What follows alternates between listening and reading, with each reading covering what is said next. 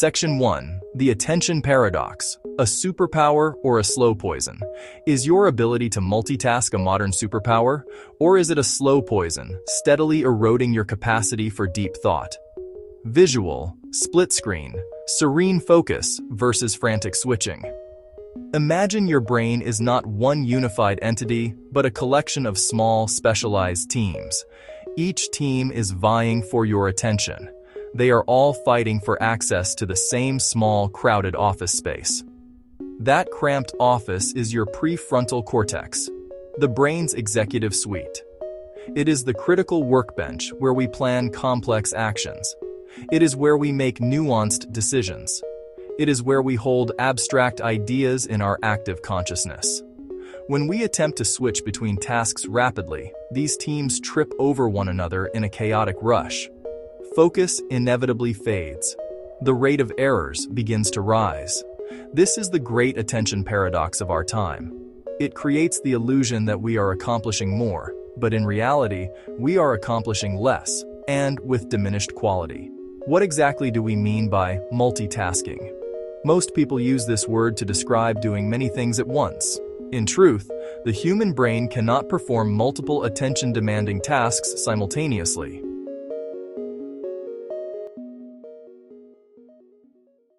Section 2. The brain's workbench, your prefrontal cortex. To truly grasp the problem, we journey to a region just behind your forehead. This area is known as the prefrontal cortex. Think of it as the brain's chief executive officer, or its primary workbench. A relatively small patch responsible for our most sophisticated functions. Here, we engage in long-term planning, exert self-control, and make complex decisions. It lets you hold a multi-step recipe in mind while you cook. It empowers you to resist a notification while finishing a difficult task. Phone notification close-up. Person ignores the phone. It is the seat of your focused attention and deliberate thought. Despite its power, the prefrontal cortex has limits. One critical constraint is the size of its working memory. Your mental scratch pad. It is surprisingly small. It can only juggle a few pieces of information at once. Forced switching strains this limited memory. Each switch discards the old task's context and loads new information for the next. This is not seamless or instantaneous. A clumsy, energy-intensive operation leaves a residue that interferes with focus. This cognitive overload is biological, fueled by glucose and oxygen delivered via blood flow. Repeated switching skyrockets its metabolic rate, burning through reserves faster than sustained, singular focus. That is why a multitasking day is more exhausting than one deep, challenging project. Your brain works harder, not smarter. What is actually happening is a rapid, frantic switching process between tasks. Each switch carries a cost. It costs you time. It costs you mental energy. This is a real neurological phenomenon. Neuroscientists have a name for it. They call it the context switching cost, the tax paid every time the brain disengages and re-engages. Constant switching creates perpetual cognitive friction. Consider writing a report while intermittently checking email. Shifting to the inbox, your brain drops the rules and goals of writing and loads the very different rules for processing email. Switching back, the process reverses. You must reload where you left off and rebuild the next point. It is inefficient. It is exhausting. It prevents deep, uninterrupted concentration, required for high-quality creative work. The modern world is engineered to fragment attention. We confuse partial attention with productivity. The opposite is true. By believing the multitasking myth, we train our brains to be less effective. We sacrifice depth for breadth. We trade mastery for the fleeting feeling of being engaged. First step, understand the biology in your own mind.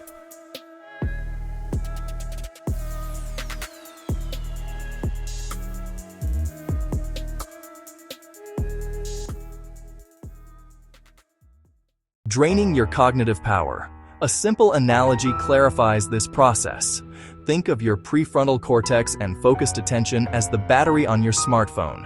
Run a single, well-designed application, and the battery drains at a steady, manageable rate. You can go a long time before you need to recharge. This is akin to monotasking. Energy is used efficiently, directed to the task at hand. Drain is slow, steady, and sustainable. Now consider dozens of apps running in the background. Each consumes memory and processing power, even when idle. The indicator drops at an alarming rate. That is your brain on multitasking. Each task is like an open app. Each keeps part of your prefrontal cortex engaged, draining the battery faster than you realize. Worse still is active, rapid switching. Stop one process, save its state, clear memory, and load another. Switching itself consumes a significant burst of energy. Your brain operates the same way. Disengaging and re-engaging attention is the most energy-intensive part. Constant opening and closing of mental apps leads to rapid cognitive fatigue. Reframe productivity. Conserve energy, not just do more. The consequences go beyond lost time and minor errors. Heavy multitasking can temporarily lower your functional intelligence. A University of London study found significant IQ decline during multitasking. In some cases, drops of 10 to 15 points, greater than declines seen after smoking marijuana or missing an entire night of sleep. Think about that. Writing an email during a conference call can be more detrimental than an all-nighter. We accept that sleep loss harms judgment, creativity, problem-solving. Yet we still celebrate multitasking as a skill. Evidence suggests it creates similar, if not worse, impairment. fMRI studies show heavy media multitaskers tend to have less density in the anterior cingulate cortex. The ACC supports empathy, cognitive control, and emotional control. Correlation is not causation, but the relationship is concerning. The more you multitask, the worse you become at it. The good news: we are not helpless victims of our neurochemistry. Focus is a skill. It can be cultivated with deliberate practice. 3 pillars reclaim your focus: monotasking, time boxing, environmental design. Monotasking, time boxing, environmental design. The first and most fundamental pillar is monotasking. It is the radical act of one thing at a time. Close all unrelated tabs. Silence notifications. Put your phone away. Start small. 20 focused minutes.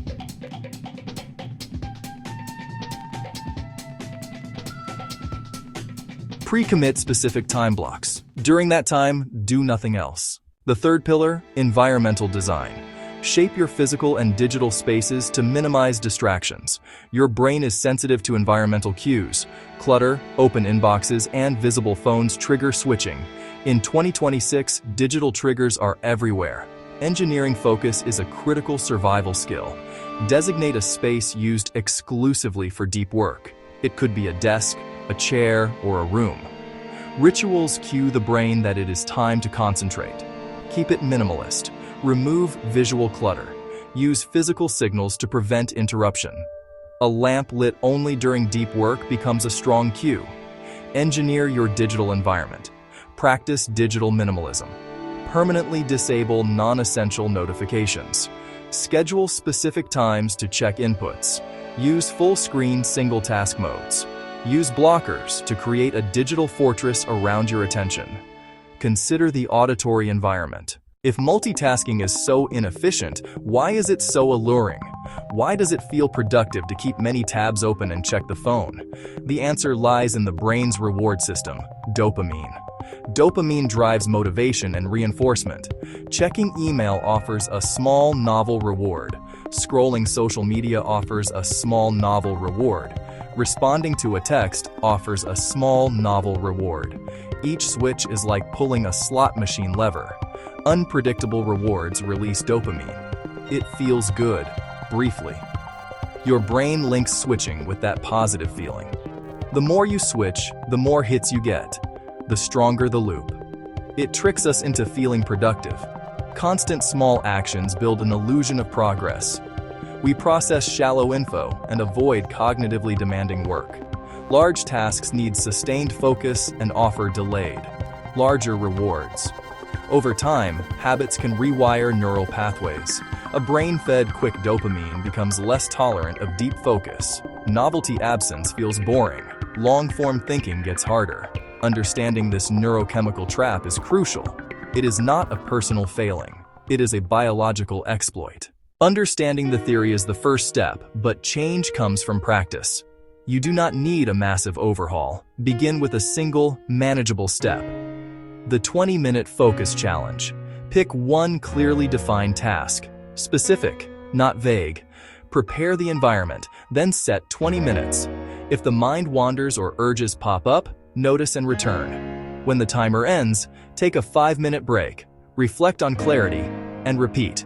Consistency retrains attention. Join the NeuroPulse community to master your focus and optimize your potential. Subscribe and pulse with clarity.